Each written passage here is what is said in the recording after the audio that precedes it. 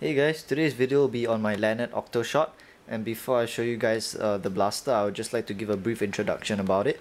So this OCTOshot was designed by makeitgo, and he's an awesome guy and he produces really good videos.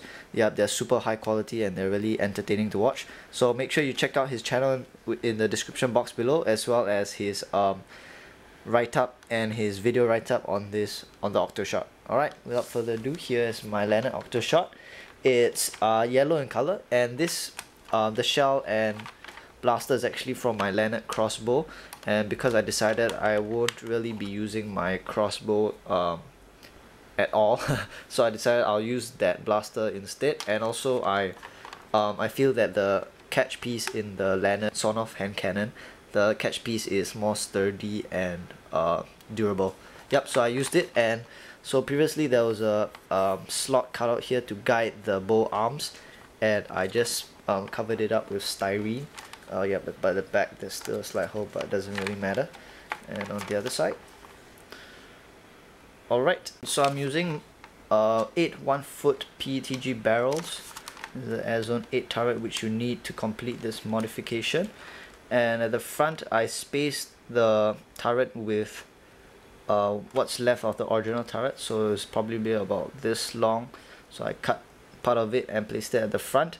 And if you are using PETG, you actually have to Dremel quite a lot at the base, so I did not want to repeat that process with the front turret to make the spacer.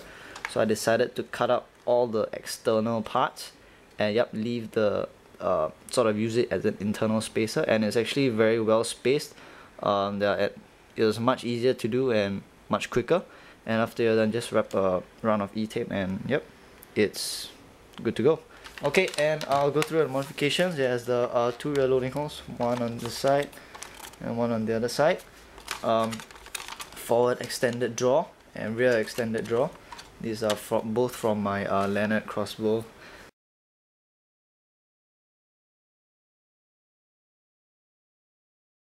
So after doing the clay mod, I found that a lot of areas where the clay was unsupported, it was actually falling off because it doesn't adhere to the shell, and that was very troublesome. So I had to place it back into its slots with liquid epoxy, and that was quite troublesome as well.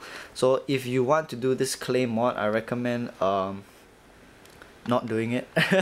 Yeah, it's very troublesome and wasn't really worth doing. But now my blaster feels great. It doesn't creak at all. See, I can do this. There's no creaking at all. That sound is from the priming handle. Usually if you have an Airzone 8 dart blaster, it will creak like mad, especially when you turn it from left to right. So but now it feels great. It does not make any noise and it's super sturdy. So yep, that's one good thing. Before I do a seal test, I like to highlight that I placed a rubber washer at the back of the turret to help push it up because it wasn't getting a very good seal. Alright. Okay.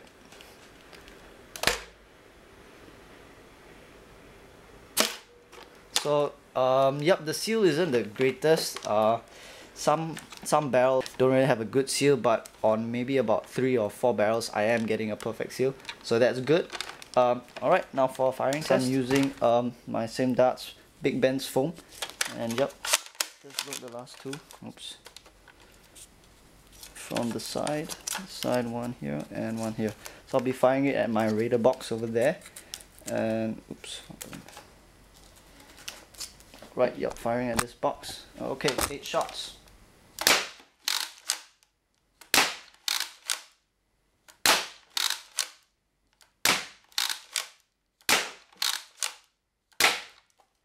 Okay, last 2.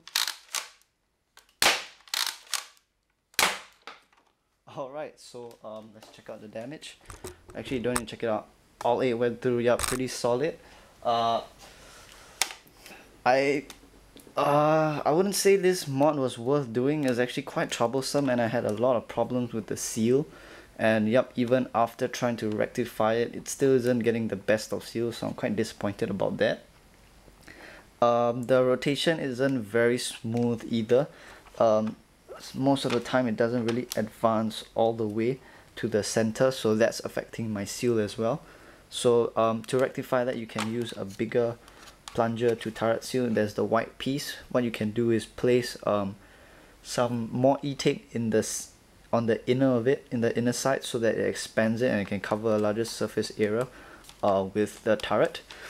What else? Yes, this also requires you to buy 2 blasters, or rather to get another turret, so that can be quite troublesome as well and will cost more, yeah, obviously.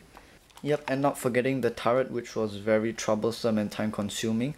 Yep, those are the bad points. Good points is that, yep, just like a rapid fire shotgun or Doomsayer, it has a high rate of fire, it gets great ranges, especially since this has a larger plunger tube than the rapid fire shotgun. So even if your seal isn't that good, yep, the larger plunger tube compensates for that. So yes, high rate of fire, good ranges. And yep, I think that's about it. So it's a great gun for rushing if that is your style of play, yep, because of the high rate of fire. And but if you are the type that camps in wars, then there's really no point in having an 8-shot turret. Alright, so I think that's about it. I will have quite some different mods in the coming week or two, so make sure you stay tuned for that. And if you guys have any questions on this, yep, leave comments and PM me. Alright, thanks for watching.